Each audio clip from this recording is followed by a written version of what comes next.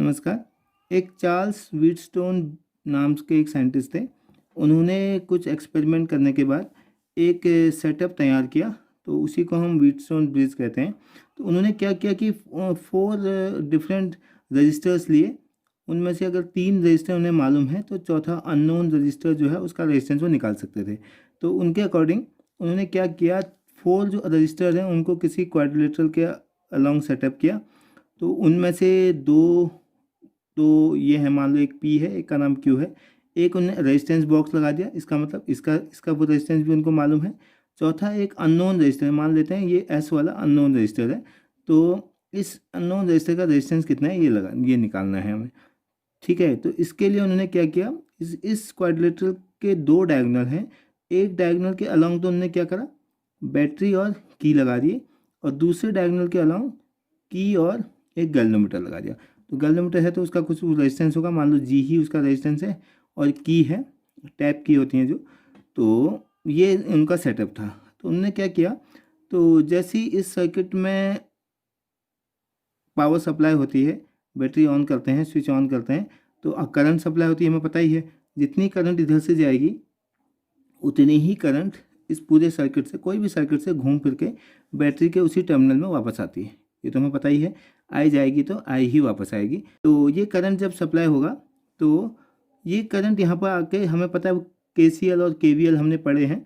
तो इस पॉइंट पर आगे 2 अलग अलग रास्ते हैं करंट के लिए। तो मान लो इसमें करंट आ गई I1, आई में से I1 इधर चलेगी, तो इस वाले आर्म में कितनी चलेगी, I माइनस I1। ये हमने बोला KCL से कि at any junction the net current will be net incoming current equal to net outgoing current. तो अगर I माइनस I1 आ रहा है तो ये करंट ऐसे जाएगी। अब ये पॉइंट है एक हमारा, एक दूसरा पॉइंट है, इनका नॉमेनक्लेचर करें। मान लो इसको मैं A बोल दूँ, ABCD बोल देते हैं, ABCD के अलॉन्ग। तो A से B वाले आर्म में तो I माइनस I1 है, A से D वाले आर्म में I1 है। तो इस करंट के अक्रॉस ये रजिस्टर है, ये रजिस्टेंस, इसके कुछ ड्रॉप होगा, तो यहाँ पर कुछ पोटेंशियल होगा। मतलब ये है, और अच्छे से देखें तो देखो, ये बैटरी का क्या मतलब है, बैटरी को हम जनरली वो कंसिडर करते हैं, तो एक पॉजिटिव टर्मिनल है, दूसरा एंड उसका नेगेटिव है। तो ये रिलेटिव टर्म है, इसका मतलब अगर हम नेगेटिव को 0 बोलते हैं तो इसके कॉरस्पॉन्डिंग ये क्या है, हायर पोटेंशियल पे उसका वोल्टेज कितना है, प्लस V। अगर ये 0 है तो, अगर ये V है तो इसके बीच में कोई सर्किट एलिमेंट तो है ही नहीं, ना एक्टिव एलिमेंट है ना पैसिव एलिमेंट है। तो इस पॉइंट पर भी पोटेंशियल क्या होगा, V होगा। इस पॉइंट पर V पोटेंशियल है, V पोटेंशियल से कुछ पोटेंशियल इसके थ्रू ड्रॉप हो जाएगा, तो यहाँ पर कुछ पोटेंशियल बच जाएगा। ऐसे ही यहाँ पर भी होगा। अब ये देखना है कि यहाँ पर का पोटेंशियल और यहाँ पर का पोटेंशियल सेम है या नहीं है। अगर ये सेम नहीं होगा तो ऑब्वियसली करंट फ्लो होगी, कहाँ से कहाँ, हायर पोटेंशियल से लेके लोअर पोटेंशियल। तो करंट यहाँ से नीचे को भी आ सकती है और यहाँ से ऊपर को भी जा सकती है। तो कोई भी वे में करंट जाए, बी से डी आए या डी से बी आए, गैल्वेनोमीटर में कोई ना कोई भी डिफ्लेक्शन आएगा। ठीक है, तो मान लेते हैं हम थोड़ी देर के लिए बी वाला पोटेंशियल, बी पॉइंट पे पोटेंशियल हायर है, तो इसके क्रॉस से करंट आ गई IG, गैल्वेनोमीटर करंट वो नीचे को आ रही मान लो। तो यहाँ से I माइनस I1 आ रही, IG नीचे को आ गई, यहाँ को कितनी बची, I minus I1, I minus I1 तो थी, उसमें से IG और निकल गया, माइनस IG। ये करंट है अक्रॉस BC। ये भी हमने क्या लगाया, जंक्शन रूल लगाया KCL के अक्रॉस। तो यहाँ तक की बात पहुँच गए हम। फिर अब इस पॉइंट पर आएंगे तो यहाँ से I minus I1 minus IG आ रहा है, यहाँ से I1 प्लस IG आ रहा है। तो इन दो, I1 ये आया, IG इधर से आया, तो इस आर्म में I1 प्लस IG करंट आ रही, इन दोनों को ऐड करेंगे तो यहाँ पे फिर से क्या हो जा रहा है, I करंट पहुँच जा रही है। तो ये हमने KCL और KVL की हेल्प से हमने पूरा जो सेटअप है, किरचॉफ लॉज की हेल्प से व्हीटस्टोन ब्रिज में हमने सेटअप कर लिया। अब हमारा एम है कि क्या इक्वेशंस बनेंगी। बहुत सारे मैसेज हैं इसमें, एक मैथ हम ये ले लेते हैं, मान लो इस मैथ में देखते हैं क्या हमारा KVL लगाने से क्या इक्वेशन बनती है, और ऐसे हम दूसरा मैथ पकड़ेंगे तो उससे हमारी दूसरी इक्वेशन बन जाएगी। तो बेसिकली हम क्या लगा रहे हैं, KVL लगा रहे हैं हम। KVL लगाने के लिए क्या चाहिए हमें, एक लूप चाहिए, तो या एक मैथ चाहिए। तो हमने यूज किया मैथ ABDA, मान लेते हैं ABDA। ये सारा तामझाम कब हो रहा है? जब हम बैटरी ऑन कर रहे हैं, उसके बाद करंट सप्लाई होगी तो क्या क्या होगा वो देखते हैं। तो ए से लेके ए बी डी ए में जाएंगे तो ए पर पोटेंशियल से लेके यहाँ तक आएंगे, ए पर से स्टार्ट करें तो सबसे पहले क्या होता है हमारा जो हम भी यही वे में जा रहे हैं, तो और करंट भी धरी को जा रही है, तो करंट क्या होगी? ऑब्वियसली ड्रॉप होगी, ए से बी आने में ड्रॉप होगी, तो पोटेंशियल ड्रॉप होगा, सॉरी कितना होगा पोटेंशियल? पोटेंशियल हमेशा आई इंटू आर, तो आई ये है, आर ये है, तो सबसे पहले ड्रॉप हो रहा है तो ये आएगा माइनस आई वन, इतनी करंट है, माइनस क्यों लिखा? क्योंकि ड्रॉप हो रहा है, इंटू पी, ये हमारा वो रजिस्टर है। फिर इधर से घूम के आ रहे हैं तो ये भी फिर से ड्रॉप होगा, minus I G into G, G is the galvanometer resistance. फिर घूम के आ रहे हैं तो ये अपोजिट है, तो करंट यहाँ पर गेन हो रही, तो plus I one into R equal to zero, क्योंकि इस मैथ में कहीं भी कोई भी बैटरी नहीं लगी हुई है, कोई भी सेल वगैरह नहीं है, तो इसलिए एक इक्वेशन आ गया। तो दिस इज इक्वेशन नंबर 1। ठीक हो गया। ऐसे दूसरा मैथ यूज़ कर लेते हैं। मैथ 2 हमने यूज़ किया, उसका नाम है हमने बी सी डी बी। अगर ये यूज़ करेंगे तो इससे भी एक इक्वेशन बनेगी।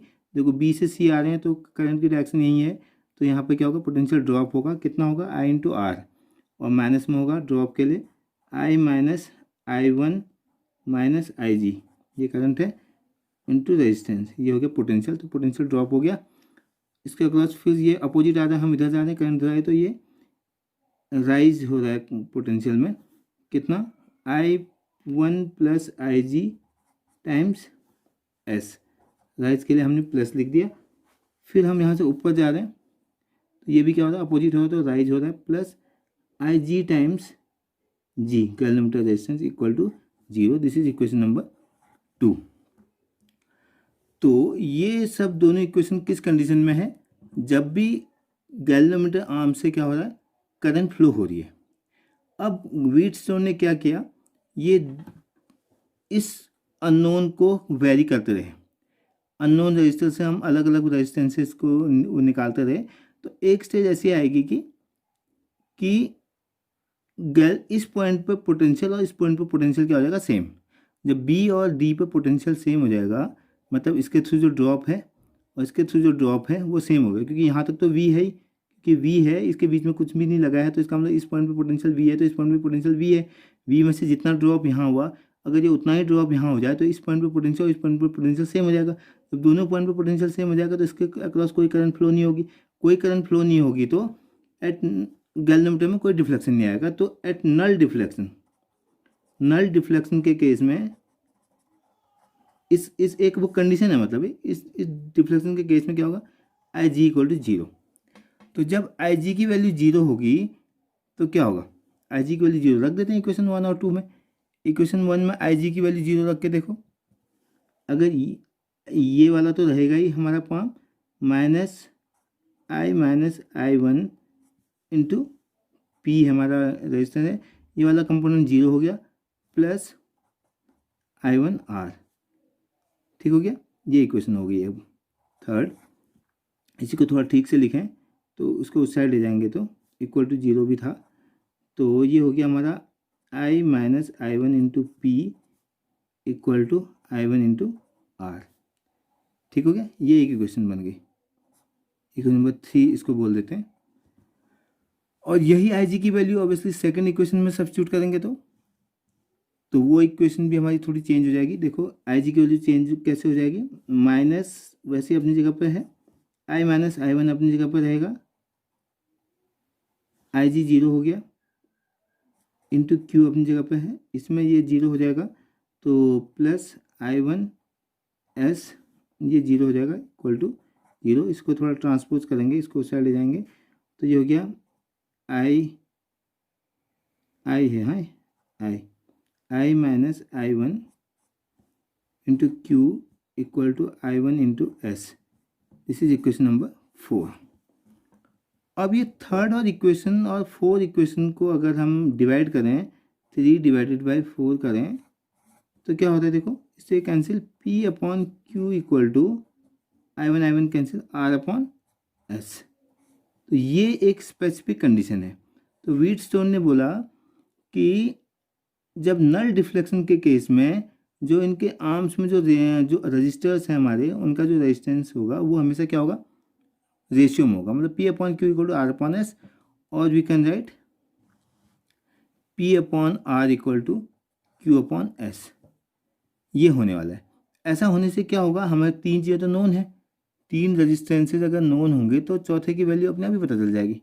ठीक है, तो इस व्हीटस्टोन ब्रिज की हेल्प से हम बहुत सारी न्यूमेरिकल को या बहुत सारे सर्किट्स को हम सॉल्व कर सकते हैं, जहाँ पर भी ये रेशियो में होंगे बहुत आसानी से हम उसको आइडेंटिफाई कर लेंगे और उसको हम नेक लगेंगे। जैसे भी कोई भी एक एग्जांपल ले लो, जैसे मान लो ये हमारे पास एक रजिस्टर ये है, एक रजिस्टर ये है, ऐसा कुछ सर्किट दिया है, रजिस्टर ये है, एक रजिस्टर ये है, इसके बीच में गैल्वेनोमीटर है और साथ में एक रजिस्टर भी है। ठीक है, और ये हमारा पावर वाला कोई होगा सोर्स, यहाँ से करंट आ रही, यहाँ जा रही, ये 1 है, मान लो ये 2 है, ये 3 है और ये 6 है। 1 ओम का रजिस्टर है, ये भी 1 ओम का रजिस्टर, ये 3 ओम का रजिस्टर, ये 6 ओम का, यहाँ 5 ओम है मान लो। तुमसे कहा जाएगा कि इसका इक्विवेलेंट रेजिस्टेंस निकालो। तो जब हम व्हीटस्टोन ब्रिज की हेल्प से हम क्या कर सकते हैं, सीधे हमें पता है 1:2, 1/2 इक्वल टू 3/6, दोनों इक्वल हैं। तो जब ये दोनों इक्वल हैं तो इस बीच वाले आर्म के थ्रू कोई करंट फ्लो होनी नहीं है, तो ये हमारा सर्किट रिड्यूस होकर कैसा बन जाएगा, एक इस आर्म में बचेगा, एक ये आर्म बचेगा, एक ये वाला आर्म बचेगा और ये वाला आर्म बचेगा। तो ये दो सीरीज हो जाएंगे, दो सीरीज हो जाएंगे, उसके बाद ये पैरेलल हो जाएंगे, हम सॉल्व कर सकते हैं। मतलब ये है कि ये तो एक वो है कि सर्किट को हम रिड्यूस कर सकते हैं। दूसरा हम क्या कर सकते हैं, इन तीनों की वैल्यू मालूम है तो चौथे अननोन की वैल्यू निकाल सकते हैं। तो इसी व्हीटस्टोन ब्रिज के कॉन्सेप्ट को लेके ही हमारे अगले टॉपिक होंगे, जैसे मीटर ब्रिज, और इसी के बेस्ड हमारा पोस्ट ऑफिस बॉक्स वगैरह हैं, तो वो तो सिलेबस में है नहीं अभी। तो मीटर ब्रिज हम सॉल्व करेंगे या उसको हम समझेंगे with the help of Wheatstone bridge. Okay, thank you.